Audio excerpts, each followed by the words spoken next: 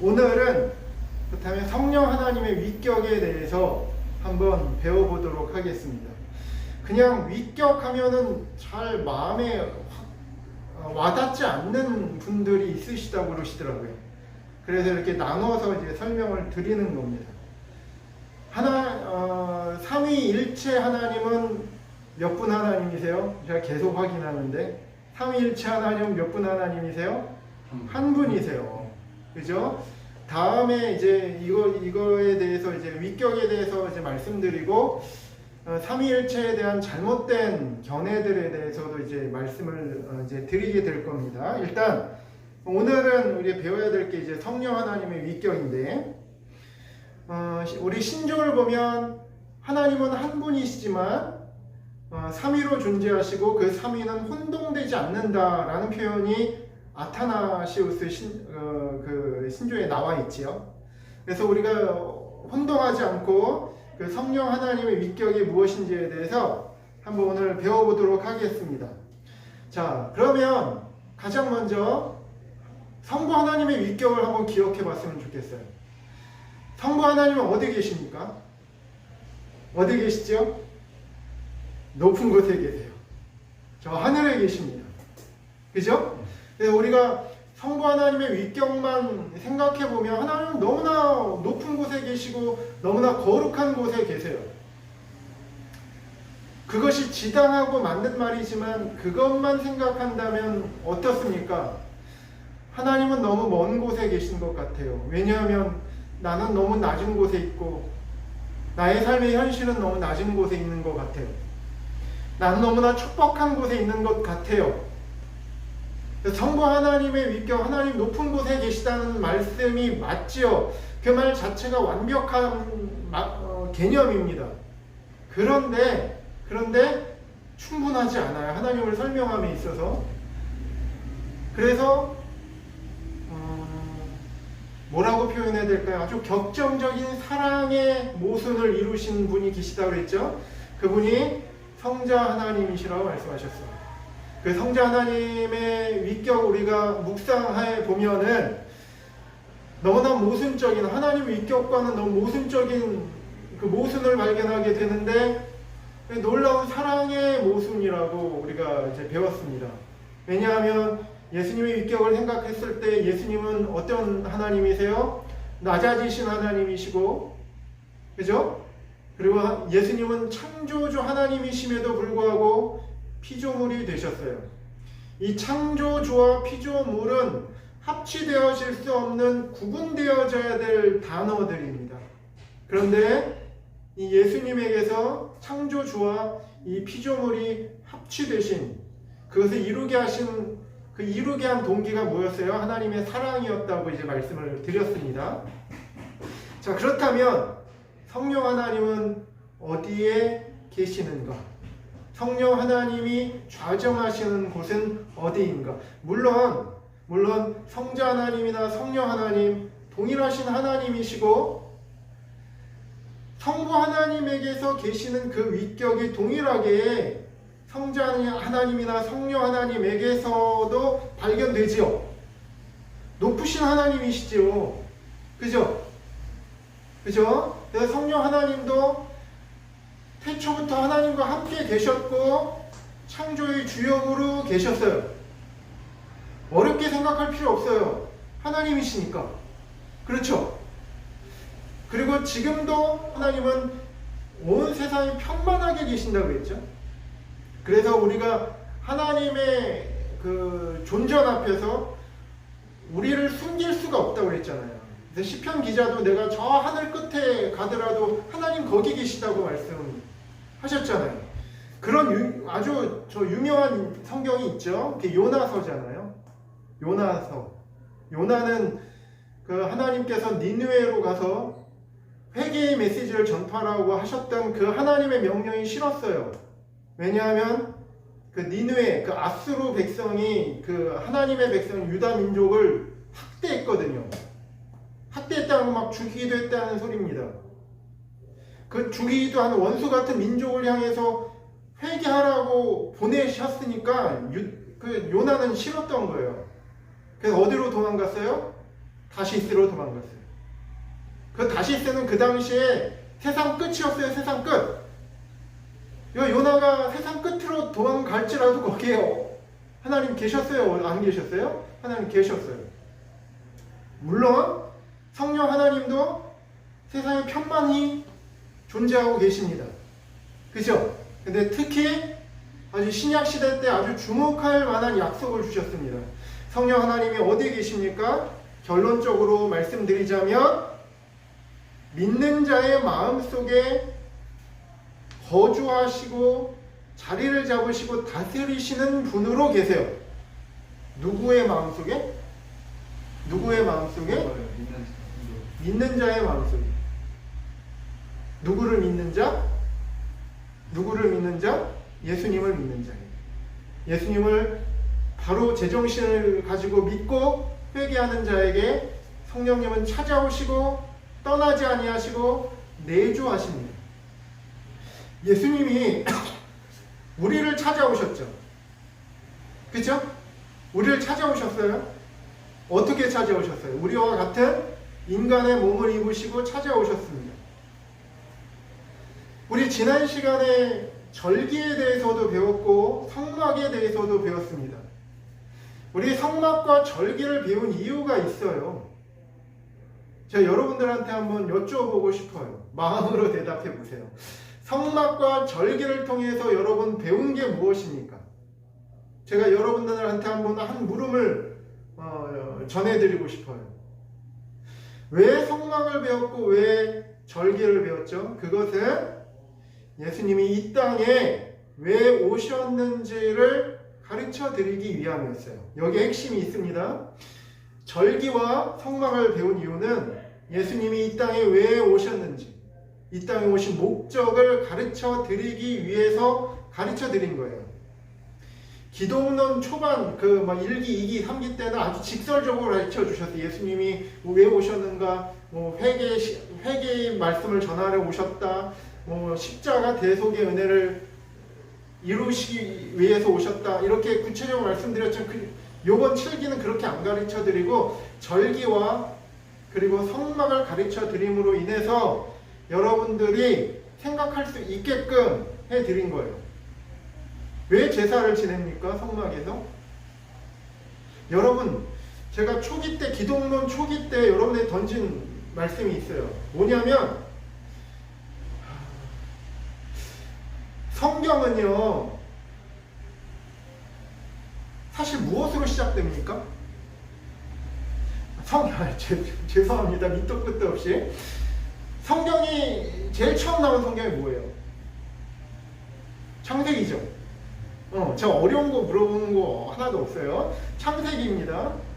그럼 창세기에 가장 중요한 문제 제기가 있다고 그랬죠. 창세기를 읽음으로 인해서 여러분 고민을 한번 깊은 고민에 빠져야 돼요. 이 창세기가 우리에게 던지는 아주 중요한 질문이 하나가 있어요. 그게 뭔지 아십니까?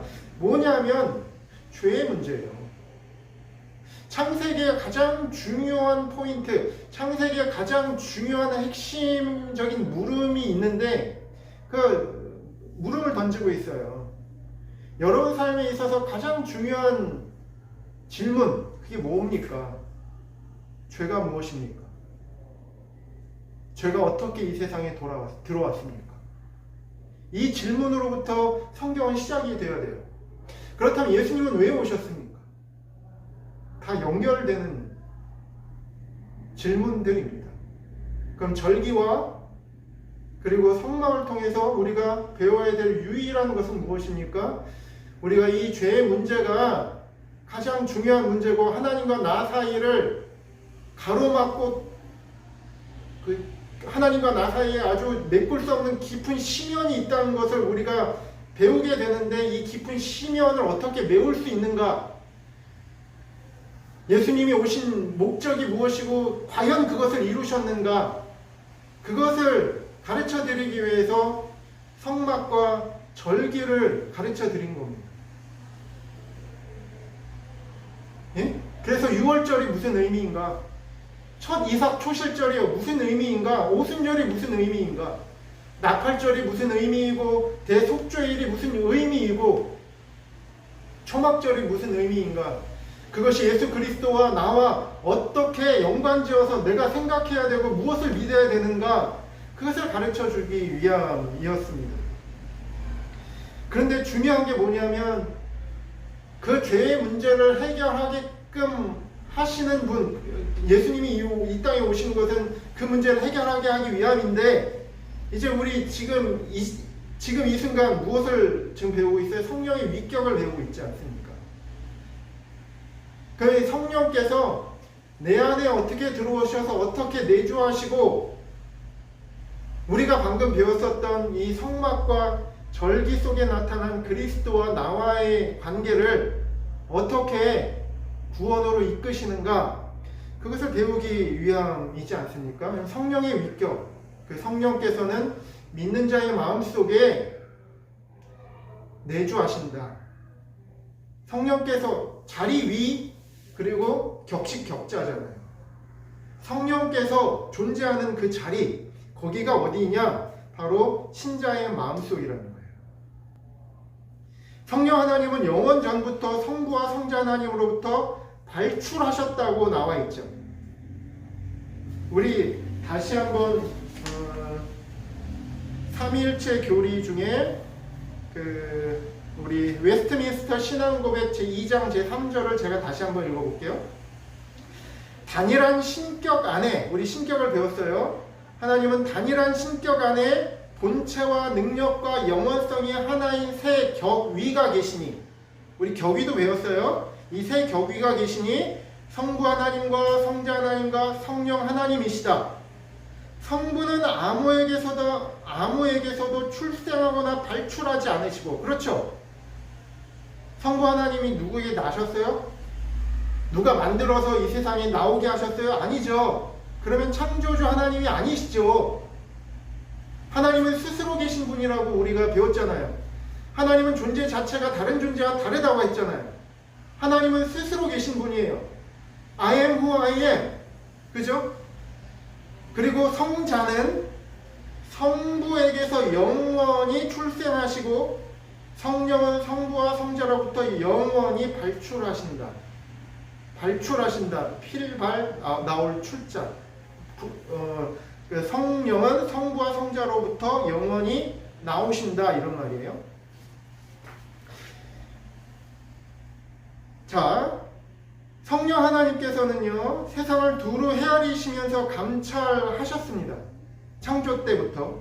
그리고 마침내 때가 되면 믿음으로 순종하는 자의 마음의 중심에 찾아오시고 거해 주십니다. 이게 신약의 새 언약의, 우리에게 주신 이 새 언약의 핵심이에요. 성령 하나님께서는 신자의 마음속에 오직 성자 하나님의 순종을 대가로 찾아오십니다. 여러분, 여기서 나오는 한마디 한마디가 너무나도 중요합니다.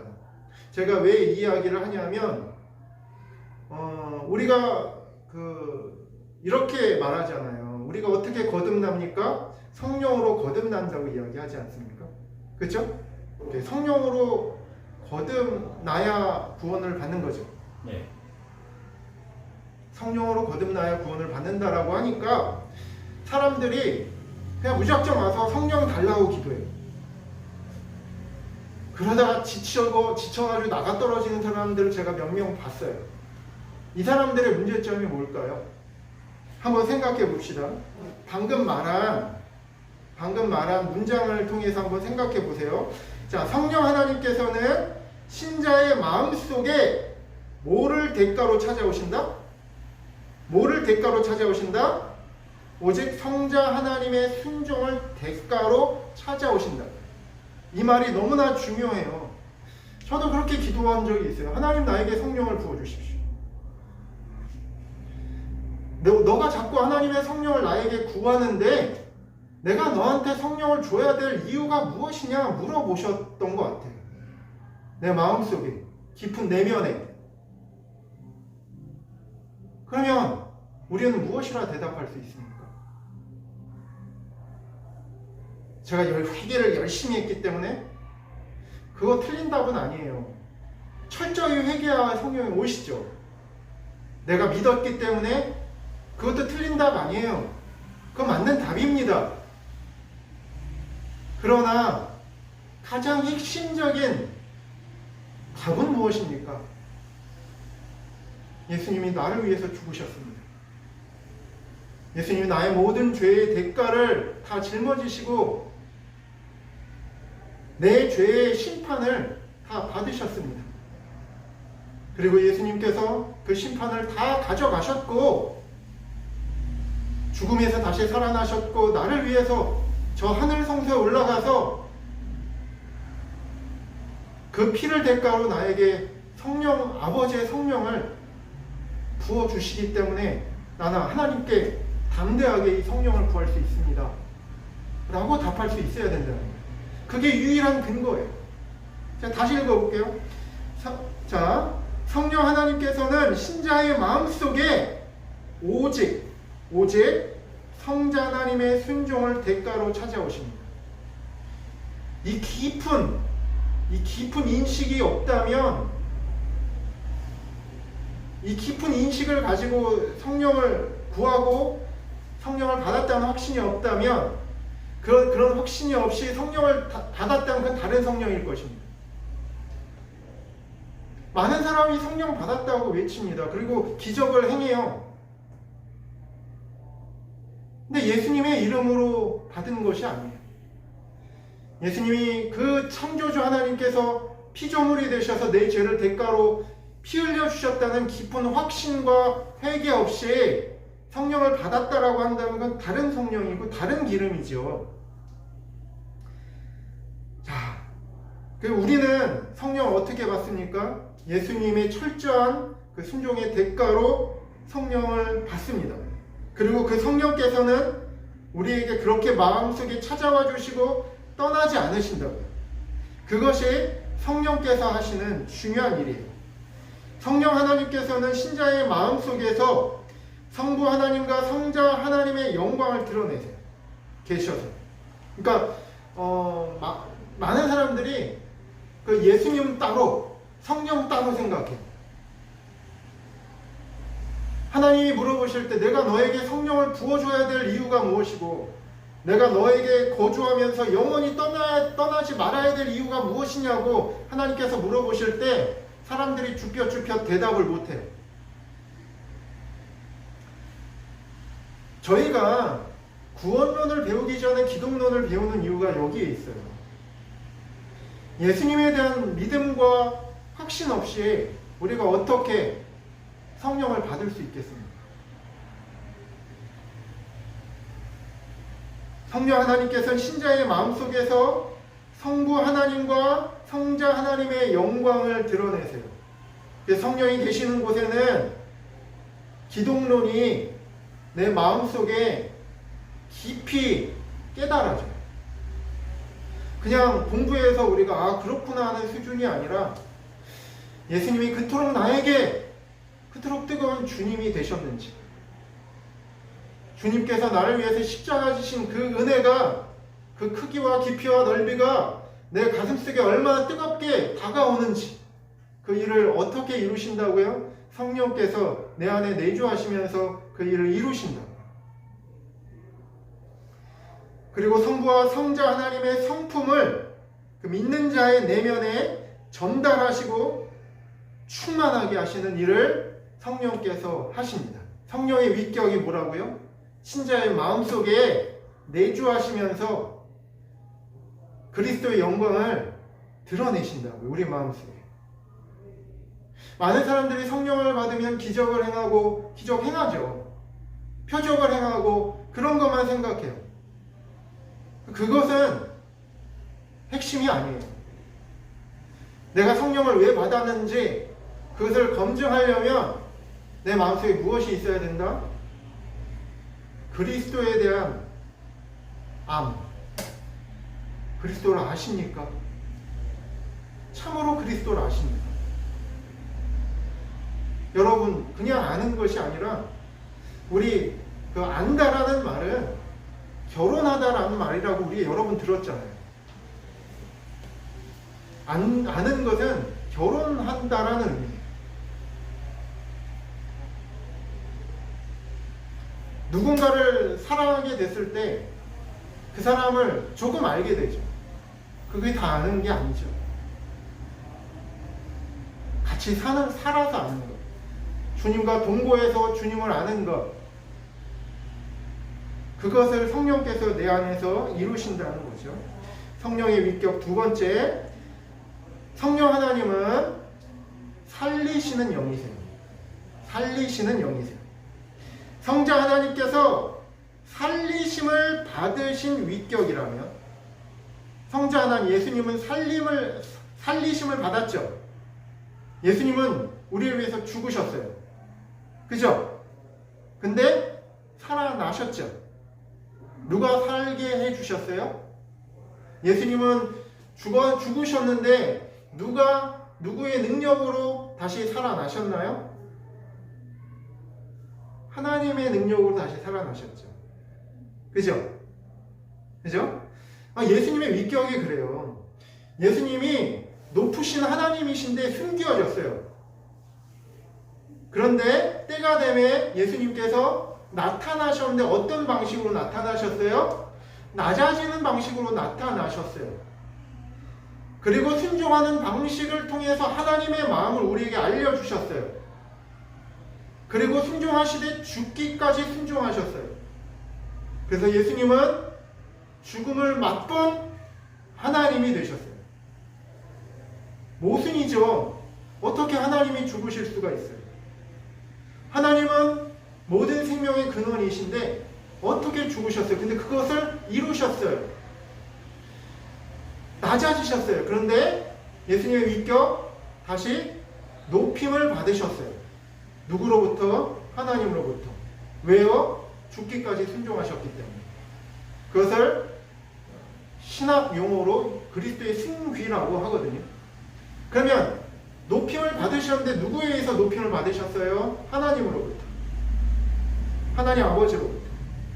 그런데 더 구체적으로는 그럼 그리스도를 살리신 그 능력이 누구의 능력이었냐? 바로 성령의 능력이었다고 에베소서 2장에 나와요. 시간이 벌써 거의 다 됐는데 에베소서 2장 말씀을 한번 찾아볼게요. 에베소서 2장 말씀. 다는 못하더라도 이 부분이 중요하기 때문에 같이 한번 찾아보도록 하겠습니다. 에베소서 1장 13절 말씀부터 제가 한번 쭉 한번 읽어보겠습니다. 제가 한번 읽어볼게요. 에베소서 1장 13절.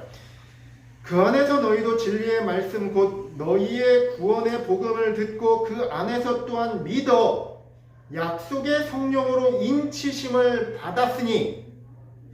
그러니까 이 에베소서는 성령으로 인치심을 받은 성도들에게 사도 바울이 성령의 감화와 감동으로 하나님의 마음으로 쓴 편지예요. 그러니까 이 서신서를 받는 대상은 성령의 인치심을 받은 에베소 성도를 가리킵니다. 그죠?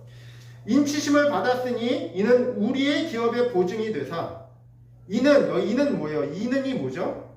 성령의 기업을 받은 것. 이것은 우리의 기업의 보증이 되사 그 얻으신 것을 구속하시고 그의 영광을 찬미하게 하려 하심이라. 계속 읽어보겠습니다. 이를 인하여 주 예수 안에서 너희 믿음과 모든 성도를 향한 사랑을 나도 듣고 너희를 인하여 감사하기를 마지 아니하고 내가 기도할 때 너희를 말하노라. 그러면서 이제 사도가 계속 고백합니다. 우리 주 예수 그리스도의 하나님 영광의 아버지께서 지혜와 계시의 정신을 너희에게 주사 하나님을 알게 하시고. 그러니까 지금 바울 사도가 에베소 교회를 향해서 성도를 향해서 기도하는 것 중에 제일 처음 기도가 뭐예요? 지혜와 계시의 정신을 밝혀서 하나님을 알게 해달라고 기도하고 있어요. 하나님을 알게 해달라고. 첫 번째 기도 제목. 그 다음에 18절. 너희 마음 눈을 밝히사 그의 부르심의 소망이 무엇이며 성도 안에서 그 기업의 영광의 풍성이 무엇이며 19절. 그의 힘의 강력으로 역사하심을 따라 믿는 우리에게 베푸신 능력의 지극히 크심이 어떤 것을 너희로 알게 하시기를 원하노라. 말이 좀 어려운데 아주 간단하게 축약하면 두 가지 알게 해주시기를 위해서 기도했어요. 사도 바울은 가장 먼저는 뭐예요? 에베소 성도들이 하나님을 알게 해달라고 기도했어요. 에베소 성도들이 바보가 아니에요. 교리적으로 하나님을 몰랐겠습니까? 너무나 잘 알았죠. 그럼 여기서 알게 해달라는 건 무엇이었습니까? 정말 하나님을 알게 해달라는 거예요. 나는 정말 하나님을 알고 있는가? 교리적인 것을 넘어서 정말 하나님을 아는 것을 말해요. 두 번째 알게 해달라는 건 뭡니까? 한마디로 말하면 믿는 우리에게 어떤 크신 능력을 베푸셔서 우리가 거듭나게 해주셨는지 알게 해달라고 기도한 거예요. 나를 거듭나게 하신 그 하나님의 능력이 얼마나 크고 놀라운 것인지 너가 그것을, 그 자초지정을 알게 해달라고. 그 크신 하나님을 알고, 알면 그 하나님의 크신 능력을 의지해서 더 잘 살 수 있지 않겠습니까? 에베소 교회가 이 당시에 큰 환난 가운데 있었는데 바울은 에베소 교회 성도들 그 환난에서 좀 더 잘 이기게 해주 이런 기도 안 했어요. 그걸 위해서 기도하지 말라는 게 아니에요. 그보다 더 비교할 수 없이 중요한 것이 있기 때문에 그래요.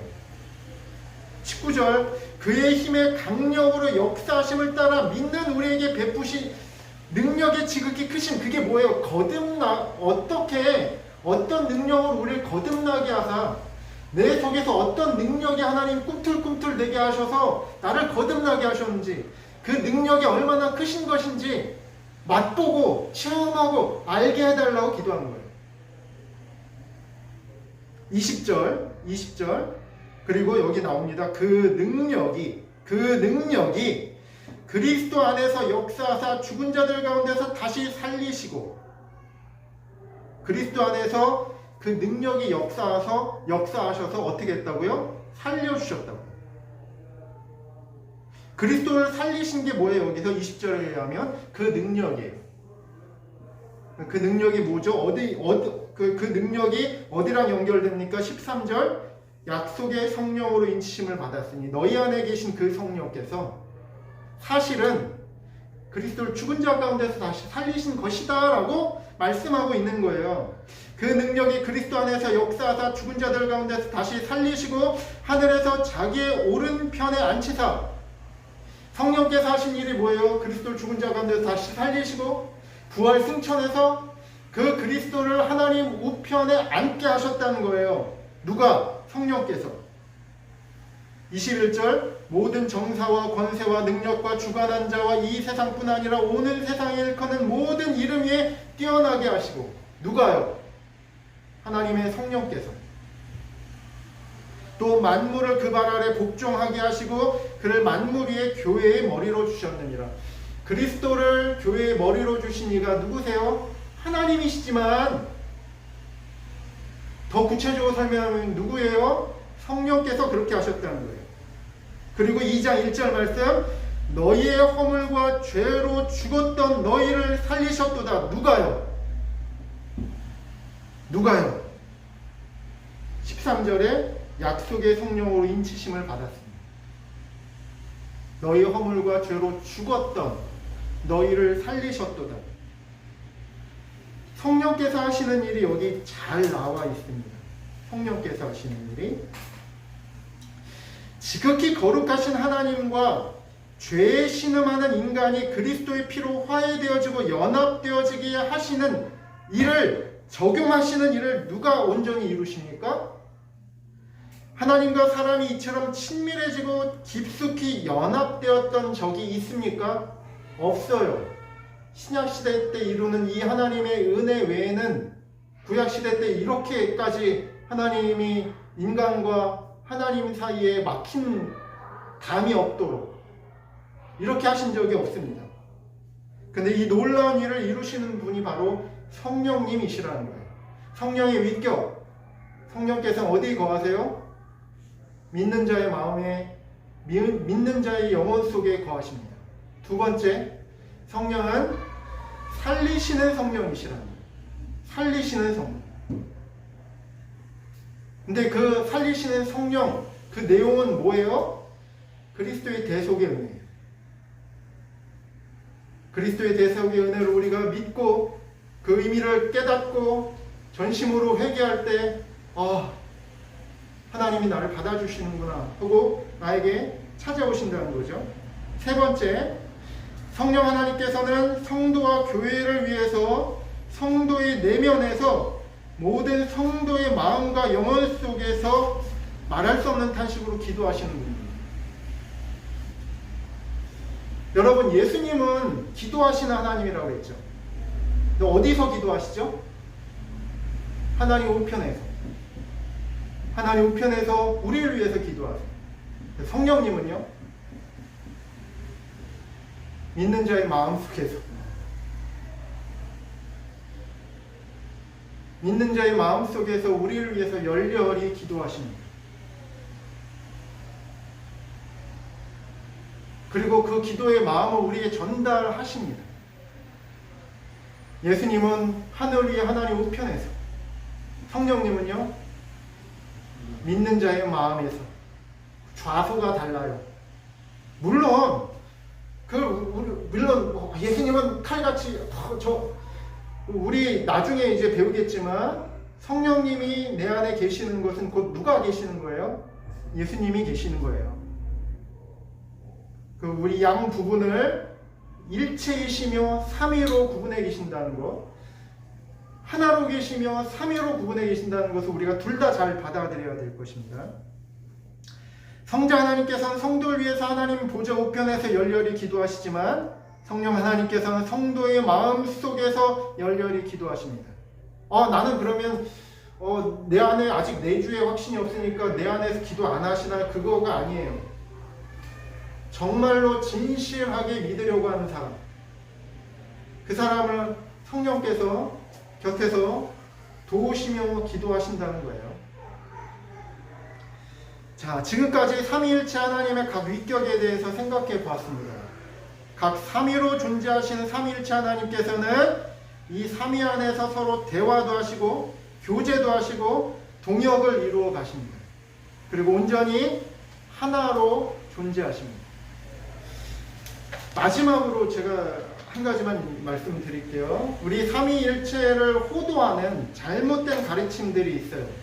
그 중에 몇 가지만 가르쳐 드리겠는데, 삼신론이 있어요. 삼신론. 하나님이 세 분이다. 맞아요? 틀려요? 틀려요. 이단입니다. 그런 이단들이 있어요. 두 번째는 양태론이 있어요. 양태론은 무엇이냐면, 하나님 한 분이시니까 어떨 때는 성부 하나님의 가면을 쓰시고, 어떨 때는 성자 하나님의 가면을 쓰시고, 어떨 때는 성령 하나님의 가면을 쓰시고 왔다 갔다 하시면서 1인 3역을 하신다는 거예요. 양태에 따라서 어쩔 때는 성부 하나님으로, 양태에 따라 어떨 때는 그 하나님이 성자 하나님으로, 성령 하나님으로. 그럼 굉장히 바쁘시겠네요. 자, 잘 생각하셔야 됩니다. 그리고 그 삼신론에서 또 다른 가지가 뻗쳐나가는데 이게 뭐냐면 종속론이에요. 뭐냐면 성부 하나님, 성자 하나님은 성부 하나님보다 급이 좀 낮은 하나님이다. 종속되셨다. 더 높은 하나님, 성부 하나님, 더 낮은, 그보다 조금 낮은 하나님, 성자 하나님, 그보다 더 좀 낮은 하나님이 성령 하나님. 종속론이에요. 이거는 삼신론의 아류입니다. 이것도 잘못된 가르침이에요. 성부, 성자, 성령 하나님은 한 하나님이시고 동등하신 하나님이세요. 위격을 구분하시고, 그 위격은 뭐예요? 자유의지를 가진 인격, 자유의지의 한 주체를 위격이라고 합니다. 여러분, 그러면 이게 무엇입니까? 자, 삼위를 너무 강조해요. 일체는 그냥 버렸어요. 삼위만을 강조하면 뭐가 됩니까? 삼신론이 돼요. 네? 일체만을 강조해요. 삼위를 인정 안 해요. 그럼 뭐가 됩니까? 양태론이 돼요. 양태론이 돼요. 여러분, 이 두 가지를 잘 생각하셔야 돼요. 우리는 좌로나 우로나 치우치면 안 돼요. 그리고 이것은 우리 이성을 뛰어넘는 부분이에요. 우리 이성을 뛰어넘는 부분이에요. 성경에서 계시는요, 계시는 상식 이하일까요? 상식을 초월한 문제일까요? 상식을 초월하는 문제예요. 상식을 초월한다는 우리 이성 안에 갇혀져 있지 않다는 거예요. 삼위일체는요, 상식을 초월하는 문제예요. 그렇기 때문에 우리 이성의 한계를 인정하고 하나님 앞에 아 그렇습니다 하고 믿음으로 받아들이고 순종해야 될 문제예요. 삼위와 일체는 인간적인 지성으로는요 모순입니다. 그러나 우리가 배웠잖아요. 하나님의 존재 양식을 우리가 논함에 있어서 우리는 하나님을 경외해야 된다. 우리 이성의 한계를 인정해야 된다. 그런데 이단들은요, 우리 이성을 초월해서 그 계시를 믿고 순종해야 될 문제는 어떻게 합니까? 이성적으로 재단해버려요. 그리고 상식적으로 생각해야 될 거는 어떻게 해야 됩니까? 그냥 상식으로 생각하지 않고 맹종해버려요. 그것이 가장 큰 이단의 맹점이에요. 우리가 삼위일체를 논할 때 하나님의 존재 방식은 그렇게 계시는 하나님이시구나 라는 것을 우리가 인정하고 믿고 순종하면 되는 문제예요. 그래서 오늘까지 해서 삼위일체의 교리적 진술 세 가지, 웨스트민스터 신앙고백 제2장 3절, 웨스트민스터 그 소요리 문답, 아타나시오스 신조 세 가지에 대한 해설을 했습니다. 여러분 다시 한번 신조를 읽어보시고 배운 거에 의해서 내가 잘 받아들여지고 잘 이해되어지고 있는지 다시 한번 신조의 내용들을 한번 검토해 보셨으면 좋겠습니다. 감사합니다. 오늘은 강의를 여기까지 하도록 하겠습니다. 감사합니다. 감사합니다. 네.